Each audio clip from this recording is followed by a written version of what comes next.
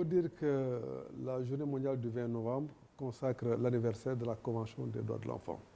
Et donc c'est pour l'occasion des États, pour les États, de faire le bilan de leurs engagements par rapport à cette convention internationale qui consacre de manière très globale les droits de l'enfant. Au Sénégal, je pense que l'environnement protecteur de l'enfant est extrêmement favorable à la promotion et à la protection de ses droits. Au point de vue légal, déjà, nous avons enregistré beaucoup d'acquis en termes de respect des rapports, de transmission des rapports périodiques au niveau du Comité des droits de l'enfant, la Charte africaine, le Comité africain. Mais aussi, nous avons élaboré un projet de code de l'enfant qui est dans une procédure assez avancée. D'autre part, nous avons réussi aussi à stabiliser le cadre de coordination, c'est-à-dire le niveau institutionnel, un mécanisme de coordination qui est piloté au plus haut niveau par le Premier ministre et qui a ses démembrements jusqu'au niveau des villages et quartiers. Donc nous avons aujourd'hui une architecture de cadre de protection de l'enfant à travers les comités départementaux, les comités villageois, les comités de quartier, aujourd'hui qui apportent des réponses appropriées à la vulnérabilité des enfants dans les localités qui sont concernées. Pour ce qui concerne également la question des violences, de la maltraitance des enfants, vous avez vu que le président avait lancé l'initiative du retrait des enfants de la rue, qui avait connu en tout cas des résultats satisfaisants au début, parce qu'ayant impliqué l'ensemble des forces, notamment les commissariats de police et la brigade spéciale des mineurs du ministère de l'Intérieur. Mais c'est une opération qui s'est essoufflée petit à petit jusqu'à s'arrêter. Et là, nous sommes arrivés à redéployer une nouvelle démarche, à entreprendre une nouvelle démarche avec le nouveau ministère. Donc, qui est aujourd'hui une réponse de l'État à considérer l'enfant au cœur de sa politique de développement, en lui dédiant un ministère délégué.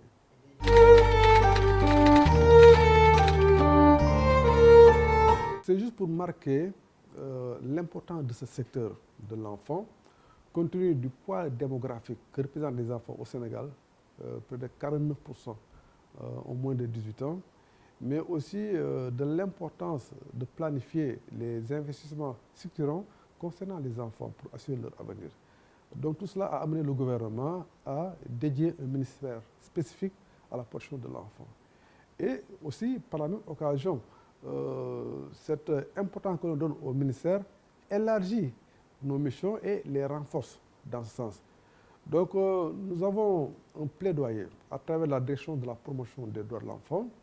Nous allons développer un plaidoyer fort pour engager toutes les autorités vers la prise de mesures de réforme d'ordre légal, d'ordre politique, d'ordre institutionnel, d'ordre social, voire allant dans le sens de la mise en œuvre d'un plan de communication orienté vers le changement de comportement. Donc aujourd'hui, notre défi, c'est de mettre en place un système intégré national de protection de l'enfant, mais aussi de promouvoir un changement social de comportement.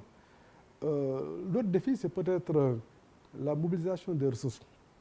Comme vous le savez, le secteur de la protection de l'enfant est aujourd'hui le parent pauvre de la protection sociale où il est dissous.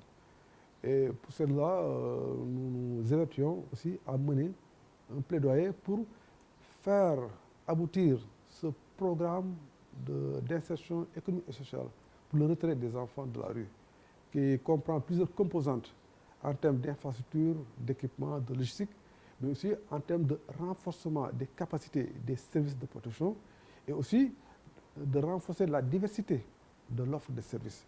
Tout cela sera soutenu par un plan de communication pour le changement de comportement, mais aussi en termes de suivi et évaluation, essayer de maîtriser les connaissances de base, créer une base de données qui devra nous permettre, parce que nous avons commencé à Touba avec une cartographie géolocalisée de tous les daras que nous allons terminer, mais nous allons entamer aussi la cartographie géolocalisée des daras de la région de Dakar. Et cela va nous permettre d'avoir une meilleure maîtrise de la situation afin de pouvoir planifier.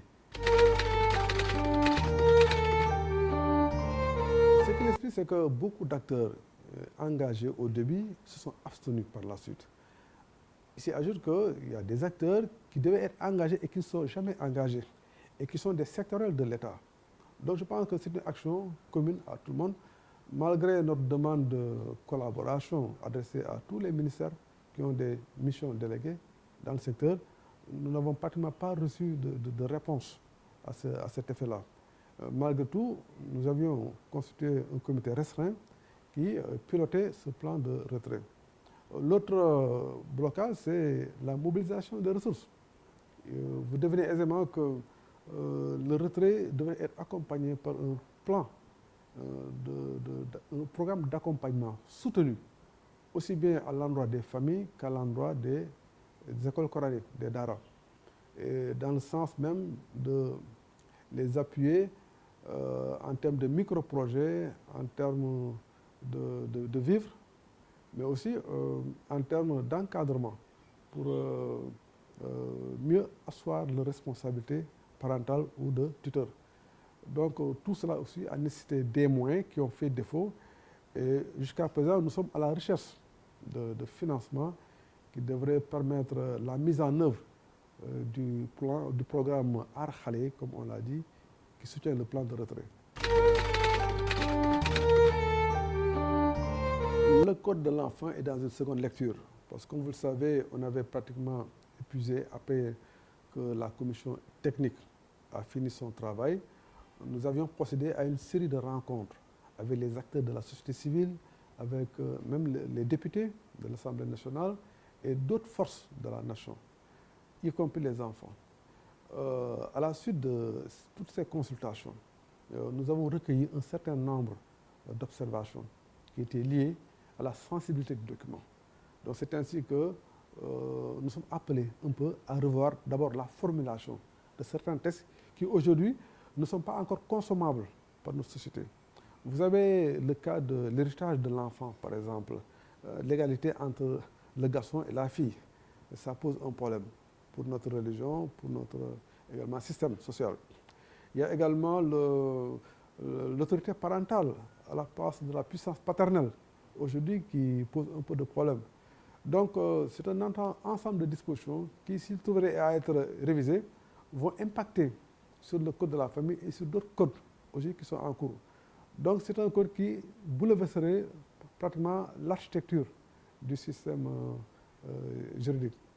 Et donc nous sommes appelés à cela, à reconsidérer un peu la terminologie de certains textes, de certains termes, et aussi d'aboutir à un consensus vraiment sur ce que nous voulons avoir.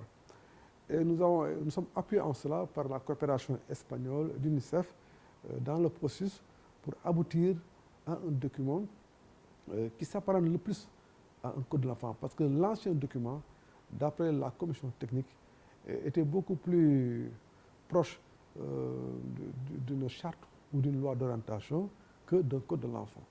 Donc c'est tout cela qui nous amène aujourd'hui à reprendre ce document. Mais nous pensons que c'est un document qui garde toute son importance aux yeux de l'État, aux yeux de la communauté, et qui devrait être bientôt mis sur le circuit, dans le circuit de ratification, de vote au niveau de l'Assemblée nationale.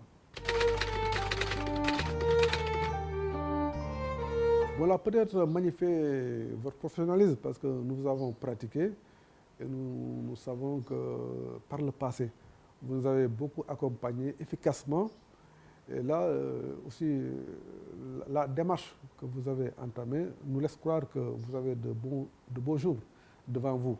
Simplement vous encourager, vous féliciter et aussi vous dire toute notre disponibilité à collaborer avec vous partout et vraiment à nous accompagner aussi, à nous rendre visibles.